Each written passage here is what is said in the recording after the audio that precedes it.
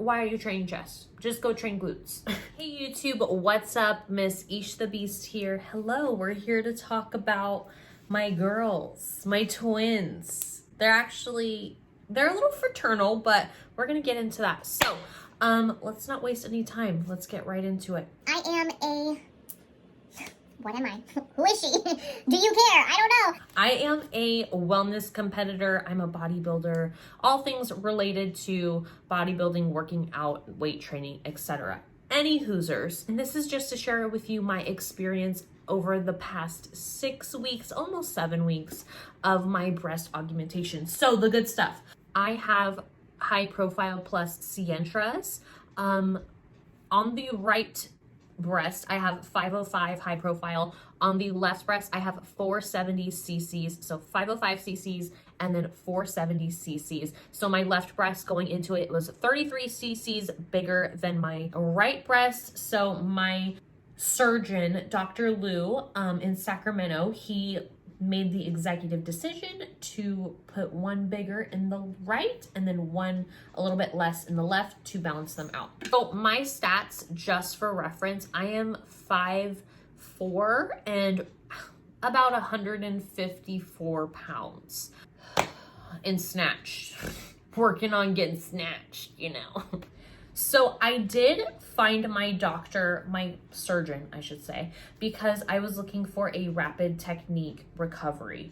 Because I am bodybuilder, I want to get back to being in the gym, personal training my clients, and that's basically it, okay? Back to real life as quick as I can, because my job, my livelihood revolves around being in a gym all day and like tossing around plates. So I needed the quickest recovery possible. Now with Dr. Lou, he 100% did that. Recovery was great. I did have a little swelling, which if you did watch my recovery, my 1 week recovery video, I swelled up quite a bit right here. I had like extra boobs.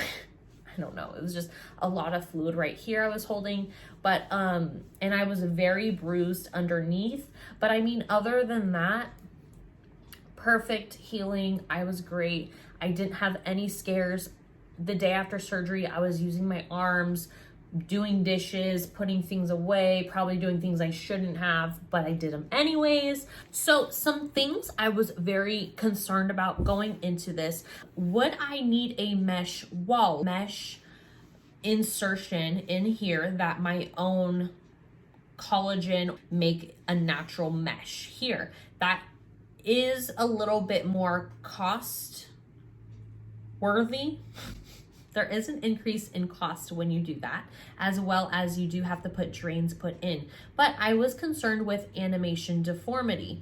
Animation deformity is when breast implants will move out and like different ways. When you weight train, if you're doing a lot of chest movements with breast implants, there is a great chance that you will end up with animation deformity. You're flexing your chest in all these chest. Oh, you see that? Oh, so that is something I was concerned about, and then therefore asking him, would I need a mesh wall? Well, when I went to him, he had this nice presentation pulled up, already talked about the animation deformity and the needing for a mesh wall before I had the chance to ask him, and I was like, that is my surgeon, okay? So he answered a lot of these questions before I even had the chance to ask him, which made me feel very comfortable. So he did recommend that I do the Galaflex mesh. I booked my surgery first with that in place. Now the cost difference is about,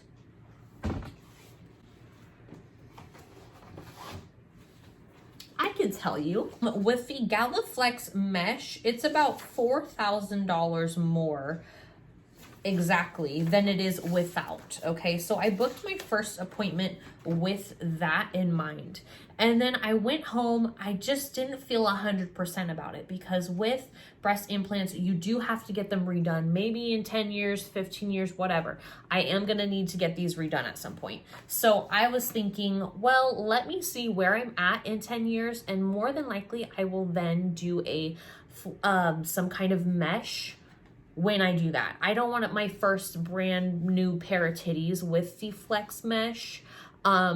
if I necessarily don't really need them, okay? And I didn't have a lot of convexity, which is when your chest is like, I don't know, like when you're pulled back a lot and you're like have a super wide like chest situation here. I'm pretty wide, but it's more on my back than it is like here in my front. Yes, so I turned that down and I was very concerned with animation deformity, but they look great and I don't do chest. So obviously people want to know too, how much did it cost me? Breast augmentation with silicone, like procedure fees, $6,500.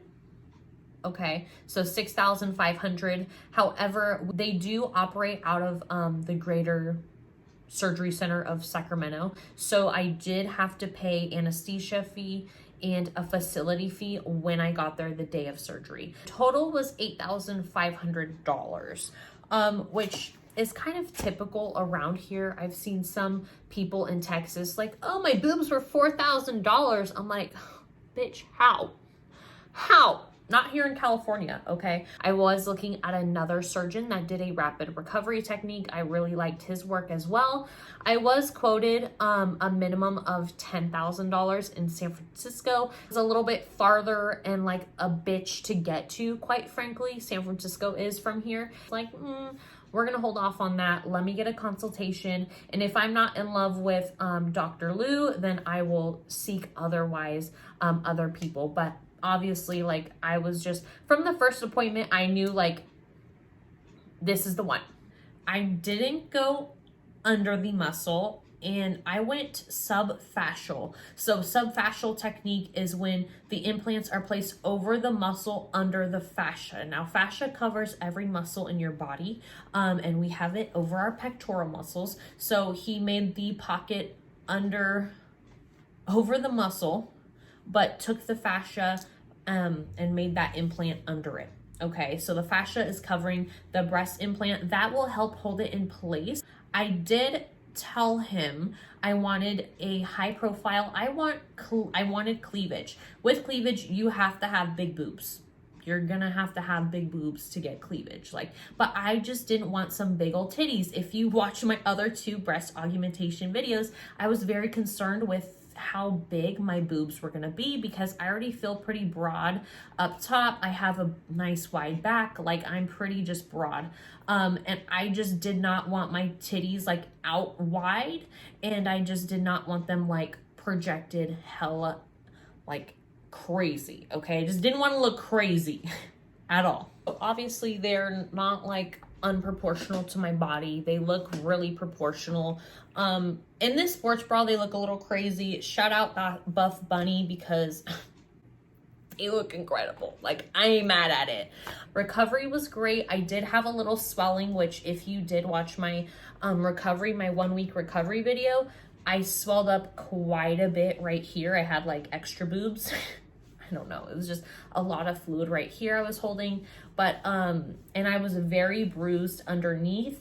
But I mean, other than that, perfect healing. I was great. I didn't have any scares. The day after surgery, I was using my arms, doing dishes, putting things away, probably doing things I shouldn't have, but I did them anyways. Rapid recovery technique, A+, was feeling great. And yeah, I was basically back to in the gym 3 weeks post-op. Was I cleared to do that? Maybe not. I already felt pretty much fully healed. I just didn't do anything upper body until literally today. Today. Can you tell?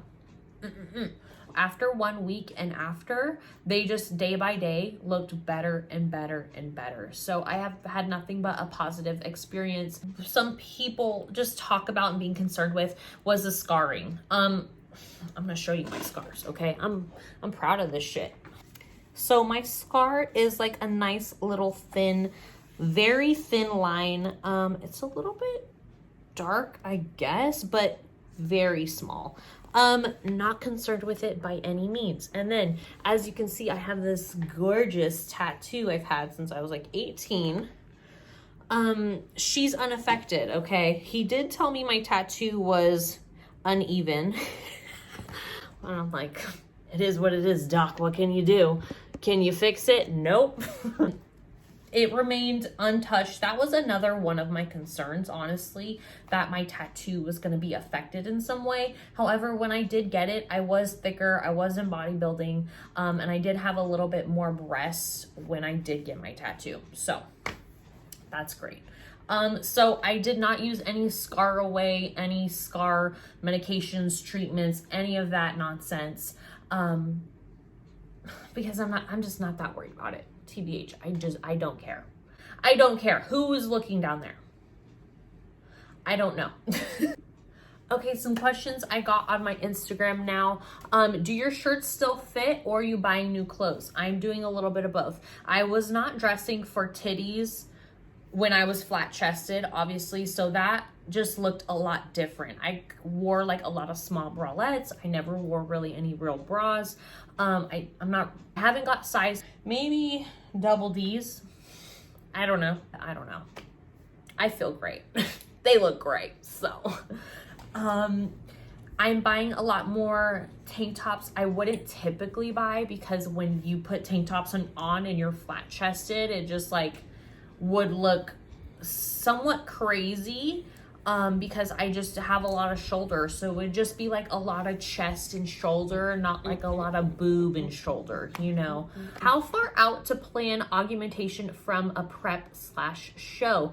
I would suggest, this is a tough one, honestly. Even if you are thinking of prepping for next year, if you're like, oh, I want to start prep in January to compete in May, you should probably get boobs here in June, July, August, so that way you have 6 weeks, 2 months to recover, and then you're getting back into the gym, weight training, cardio, everything's on point, your food's on point, and you are like, your body's banging to start prep in January, okay? So I would say like as soon as possible. I wouldn't do it closer than 4 months to starting a prep, because 2 of those months need to be recovery and then like consistency in the gym again, okay? What lifts are good to stay away from? What lifts are good lifts?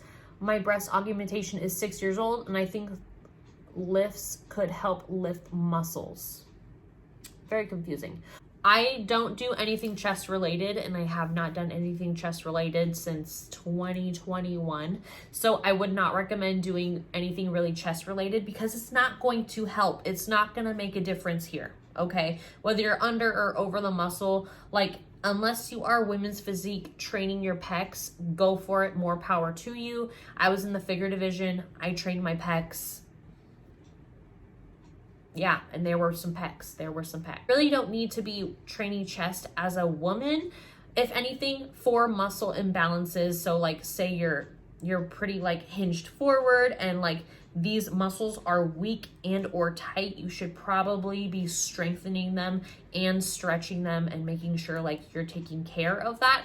Otherwise, why are you training chest? Just go train glutes. Is the depth perception weird? I already dropped stuff down my shirt, so with more boob, oh my gosh, this is hilarious. It is a little weird because when I'm opening doors, I'm not used to like projecting that far out, so I'm like scraping my boobs or just like hitting my nipples on random shit, and that is the worst. I've had some awful nipple sensitivity. Thank goodness it has pretty much gone away and dissipated, but my lord, like just my sports bra touching my nipples would drive me absolutely crazy. I'm like, they need to be free. So the last 2 weeks of recovery, my boobs hated being in a sports bra, like absolutely loathed it. They would just be so angry. My nipples would be angry. I would just need to like chill with my buttons zippered down for like 30 minutes, zip it back up, and then make sure at night, obviously, I'm zippering them and keeping them tucked in. Any regret? None. Zero. When is a good time to get them done? Like, when do you know they are done changing enough to do it? Well, your breasts are gonna change based on like, are you having babies? Did you have a baby? Are you dropping body fat? Are you like gaining weight? Are you losing weight? Your breasts are gonna change all throughout that. So, I mean, the best time to get it was yesterday. What size bra did you wear and what size will you wear now?